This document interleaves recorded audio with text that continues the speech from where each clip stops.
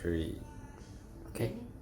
So we have our four main ingredients here: oil, acid, spice, and sugar.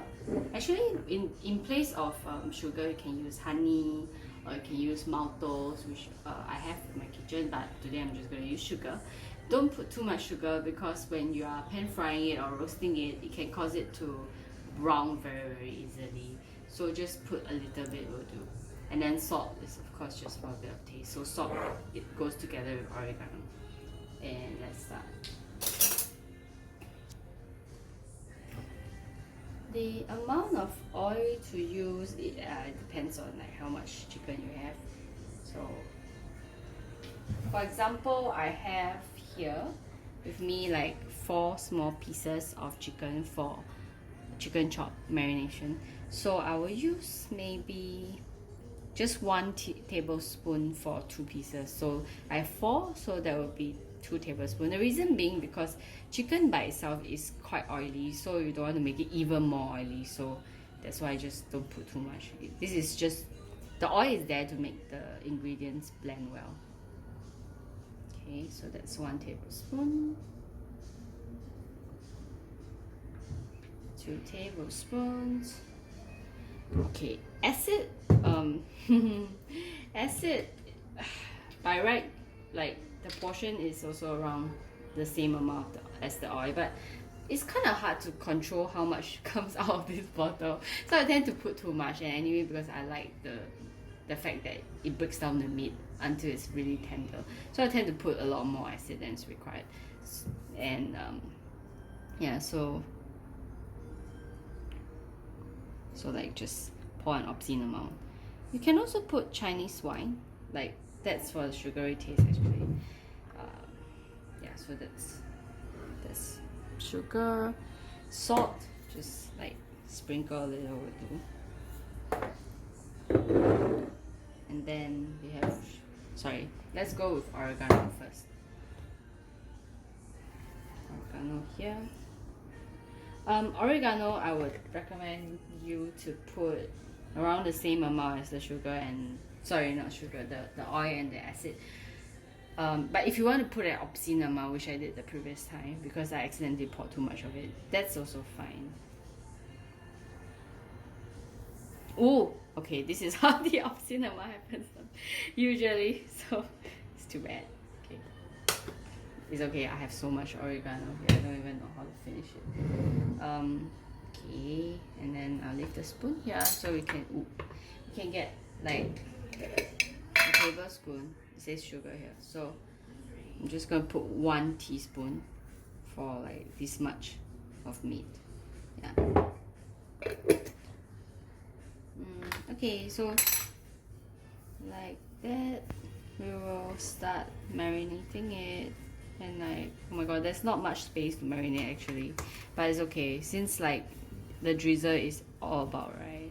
Just, you know, push them everywhere. You can use your hands if you want, but I don't like to use my hands because I really hate the smell of chicken, to be honest with you. But like, I do it because I like to eat. I like the end result. I don't quite like the process of making it. Oh, and you notice like for a piece of chicken chop, right, especially for a very thick piece of chicken chop, I usually will slice the underneath of it so that, you know, when you cook, it's easier for it to cook.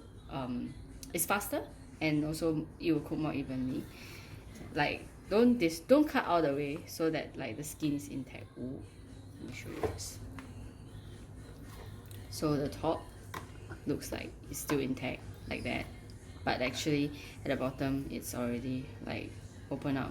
The last time I didn't open it because I was just lazy, but it works as well. It's just that you gotta be cooking it for a longer time, and also you have to be more cautious that before you serve to your guests or to serve to yourself, you have to make sure that it's like completely cooked, otherwise you get food poisoning and it might not taste good. So yeah, actually I'm so tempted, right, like to pour and like even more oil and sugar and whatever not, but like I'm just afraid there's too much. You can see it's very dry now. It's kind of dry, but by the time you marinate overnight, right, it will have a lot of juice. I'm not sure where it comes from. Probably from the acid breaking down the meat, and also maybe from a little bit of decomposing, because this chicken comes from like the frozen compartment, and then by the time when we want to marinate it, we'll put it in like the regular fridge compartment. And because, like, you know, a little bit gross, but it's true that if you don't put anything like if you put like dead meat, right, if you don't put it under sub-zero condition, it is actually just decomposing, except that it's at a very slow rate that we won't detect, and it's not that dangerous, you know. But if you leave it like for 3 days or more, then it's not ideal, and it's not safe. So we're just going to marinate this overnight. The minimum amount of time you should marinate your chicken is 4 hours, and try not to be less than that, because the meat may not taste marinated. But for me, I like to do it overnight. Okay, so basically that's that. Okay, I'm just gonna pour a bit more acid, because I'm like worried that the last piece has not even touched any part of the acid. So I'm just gonna do this. Actually, I personally feel like the most important ingredient in this whole assembly, right, is the acid. Because without the acid, the meat is just not going to be tender. It just tastes like white meat, like as if you didn't do anything to it. The sugar and all that, you can always add them on, like salt, you can always add it on, you know, rub it on the surface just before you cook it, or even after you cook it, and that's fine. But like the acid, if it didn't get to the meat, right, it's too late to salvage the situation.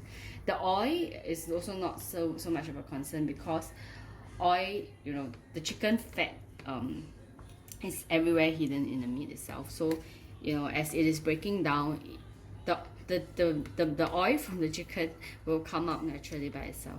So yeah, you know, like you can see that I'm just like kind of toying with it, because it's basically, you just gotta leave it around, and tomorrow you have some kind of liquid, and then you swirl it, and then, you know, just make sure that it's more even, you know, before maybe 2 hours before you cook it. And yeah, it's very simple, just a little bit messy. Okay, we're done.